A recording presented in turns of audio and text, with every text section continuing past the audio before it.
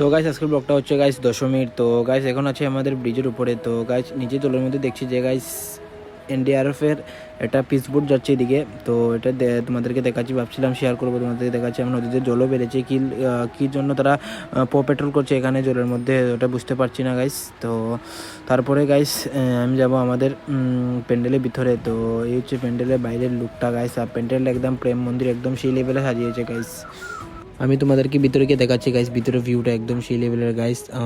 তো ভিতরের ভিউটা দেখো গাইস, চেক করে একদম সেই লেভেলের। আর মূর্তিও খুব সুন্দর বানিয়েছে, আর ভিতরে প্রচণ্ড ক্রাউডও আছে গাইস। তো তারপরে হবে এখানে অর্কেস্ট্রা, এটাও দেখাবো তোমাদেরকে। তো এটা পার্ট করে আসবে গাইস, পরের পার্টে পুরো ব্লগ দেখতে পারবে গাইস। তো ভিতরটা একদম সেই লেভেলের গাইস, আর মূর্তিটাও সে হয়েছে। তো তারপরে চলছিল এখানে অর্কেস্ট্রা, তো তোমাদেরকে দেখাচ্ছি গাইস, চেক করো।